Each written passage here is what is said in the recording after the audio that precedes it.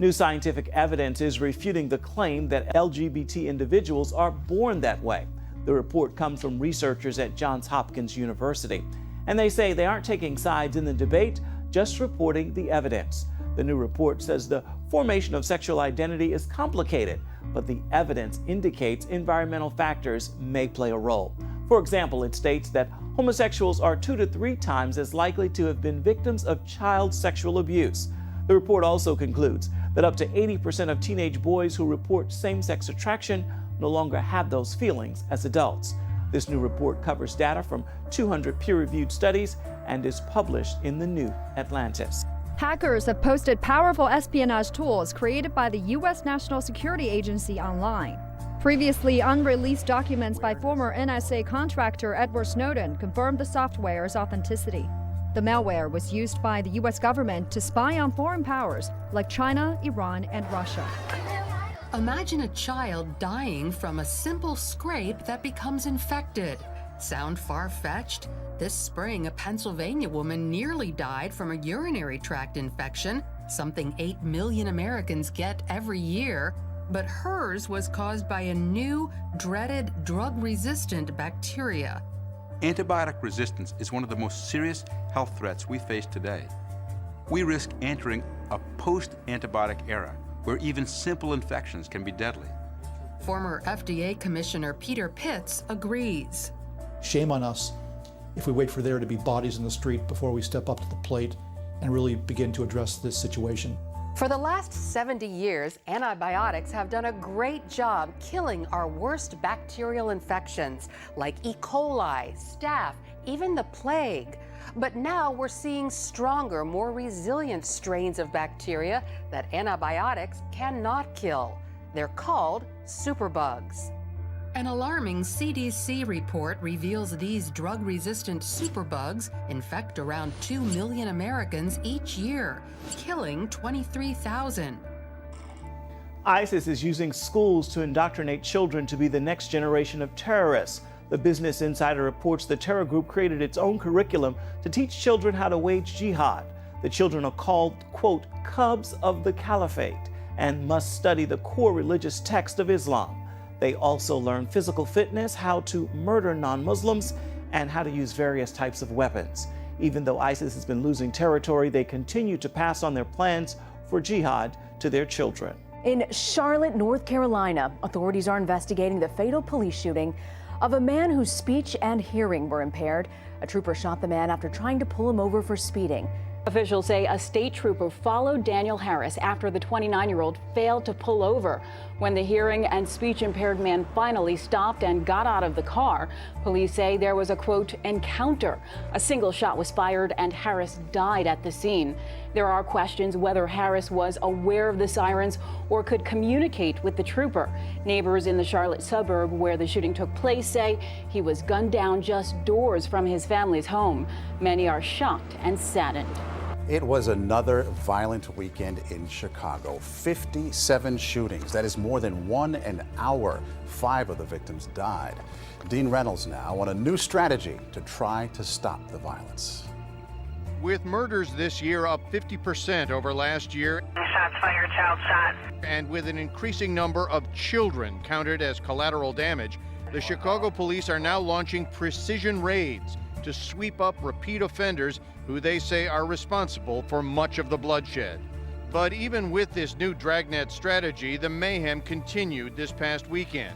A 14-year-old boy, Malik Causey, was among the 8 killed.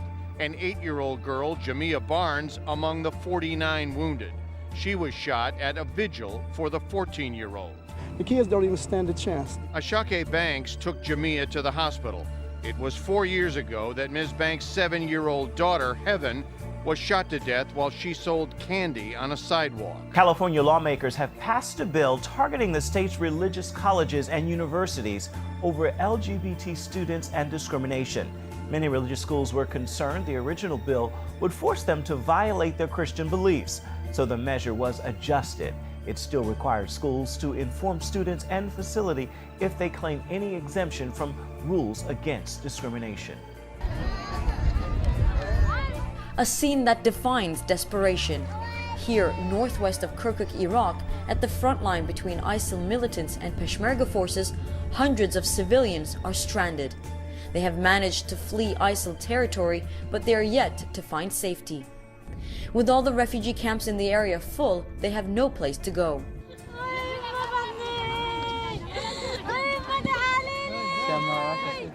Families with children are enduring the harshest of conditions.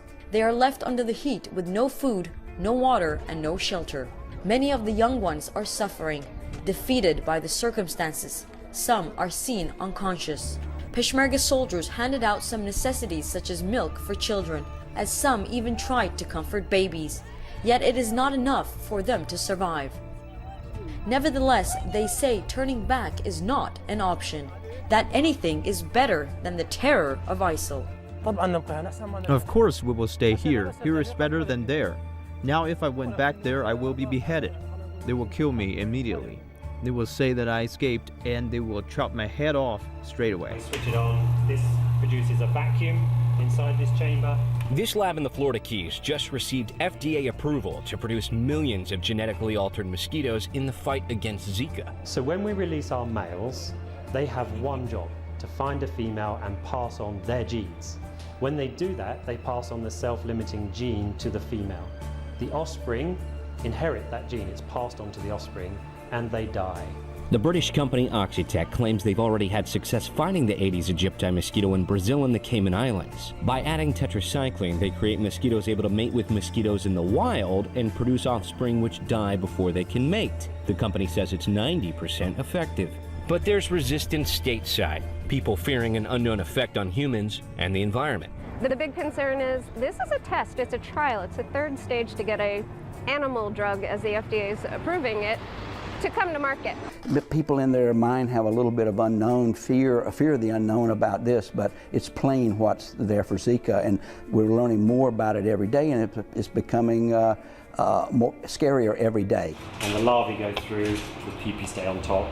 And mosquito officials are pushing for the immediate use of the lab-created insects. Our Florida Keys Mosquito Control District is one of the best in the world. And we didn't get that way from being hesitant to try new technology. And this is where we put the larvae. A referendum vote will be held in November, whether or not to allow the lab mosquitoes to be released. A federal judge in Texas has temporarily blocked President Obama's controversial transgender bathroom mandate. The order required all public schools to allow students to use bathrooms and locker rooms according to their preferred gender identity. If the schools did not comply, they face being stripped of federal funding. The judge's ruling applies nationwide and is a big win for evangelical leaders who are fighting to protect privacy and religious freedom. A hate figure who urged his followers to turn their backs on their own country, who's linked to more than 500 jihadis who travelled to Syria and Iraq. After more than 20 years of inflammatory rhetoric, Anjem Choudhury is now a convicted terrorist. An Old Bailey jury found him guilty of inviting support for IS, the so-called Islamic State, in a series of speeches posted on the internet. In this country, the police are biased, the judges are biased, the lawyers are biased, the CPS is biased. We initiate the jihad. That is what you call the dignity and the honor of the Islamic State. In a complex case, prosecutors said these hate-filled sermons inspired hundreds to travel to Syria and Iraq to join IS. Speaking exclusively to Sky News the night before he was convicted, Choudhury continued to insist he was simply exercising his right to freedom of speech. If I had even sent one person abroad, really sent them abroad, if they could link that to me, then surely, I would have been caught, under the anti-terrorism legislation a long time ago. But the links are in the direction, the links are in the speeches and the lectures that you give. The links are in what people interpret you to be saying about their duty as a good Muslim to go and join the caliphate. Scotland Yard believes hundreds of people have answered that call from you. Anjem Choudhury was one of 9 people arrested in September 2014 as part of an investigation into the banned terror group Al-Muhajirun. One of those arrested with Choudhury was his right-hand man, Siddhartha a Muslim convert now known as Abu Ramesa. We want Islam We want Islam to dominate the world. But he skipped bail and fled the UK. Now in Syria, he's taunted the authorities back home with a series of pictures like this one, clutching his AK-47 and his newborn child. And he's now widely believed to have replaced Jihadi John, killed in a US airstrike, as Islamic State's executioner-in-chief, appearing in a horrific video where a group of men were murdered on camera. Are you proud of that? You know, I've known Abu Ramesa for a long time, many years, and I've always been proud of him as a Muslim brother. And are you proud of him now, in terms of the actions? Let me come on to that. But I've always been proud of him as a Muslim brother. And when he was here, he ascribed to similar views. If he decides to go abroad with his family, that's his choice. It is. Do you condemn it? And the point is that if he wants to go and live somewhere with his family, because he doesn't believe he's, for example, going to get a fair trial. It's his choice, but do you condemn it? I'm not asking about whether he has the choice to do it. Clearly, it's his choice. Do you condemn it? Mark, I've never been in the game of condemning or condoning people. Chowdhury shot to prominence after the 9/11 attacks, holding a press conference to praise Osama bin Laden. And he did exactly the same after the 7/7 London bombings. But this time the attackers had links to his own extremist group. He was also close friends with Michael Adebolajo, one of the killers of Fusilier Lee Rigby, and caused more outrage when he claimed the young soldier would be burning in hell. But despite repeated, horribly insensitive remarks, he always managed to stay on the right side of the law. In the end, it wasn't the hate-filled rhetoric that did for Anjem Choudhury, but the subtle, insidious support he offered a terrorist organisation. In this last interview, the man I've known for 15 years was in usual bullish form, trying to convince me he'd won over the jury. The very next morning, in a unanimous verdict, they found him guilty.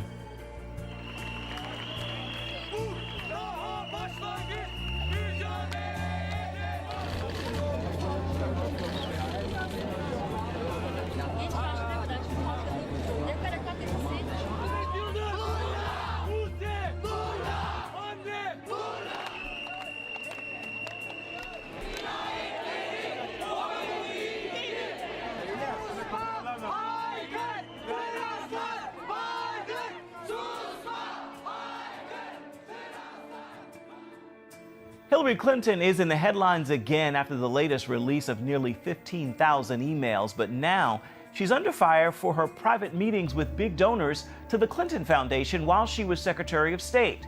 A new report shows at least 85 out of 154 people from special interest groups who met with her also donated a total of $156 million to the foundation. The Clintons made the State Department into the same kind of pay-for-play operation as the Arkansas government was. Pay the Clinton Foundation huge sums of money and throw in some big speaking fees for Bill Clinton, and you got to play. A number of those donors are from foreign governments. The discovery leads some to question Clinton's reliability if she is elected president.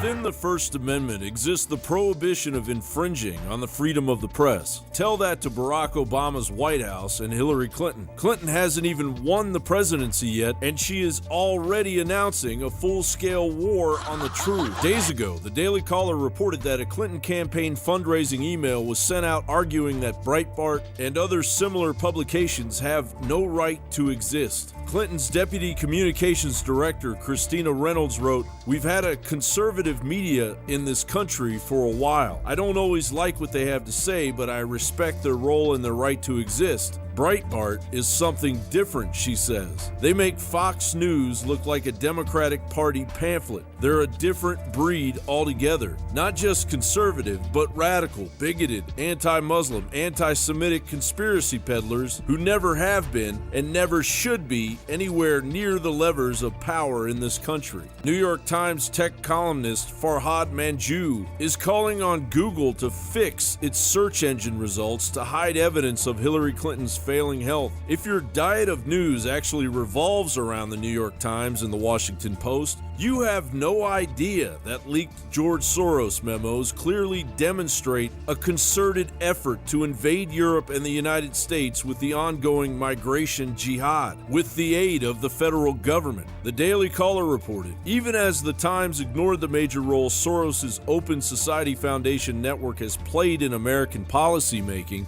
the paper wrote stories focusing on the role of wealthy donors in the Republican Party. The New York Post recently pointed out something InfoWars has been saying for months about the lopsided presidential campaign media coverage. As Michael Goodwin wrote, the frenzy to bury Trump is not limited to the Clinton campaign and the Obama White House. They're working hand in hand with what was considered the cream of the nation's news organizations. By torching its remaining credibility in service of Clinton, the mainstream media's reputations will likely never recover, nor will the standards. No future producer, editor, reporter, or anchor can be expected to meet a test of fairness when that standard has been trashed in such willful and blatant fashion. No matter the degree to which the public is damaged by the bulwark of blatant lies protecting Hillary Clinton's undeniable questionable health and her laundry list of corruption, truth will always prevail. George Orwell wrote, "In a time of universal deceit,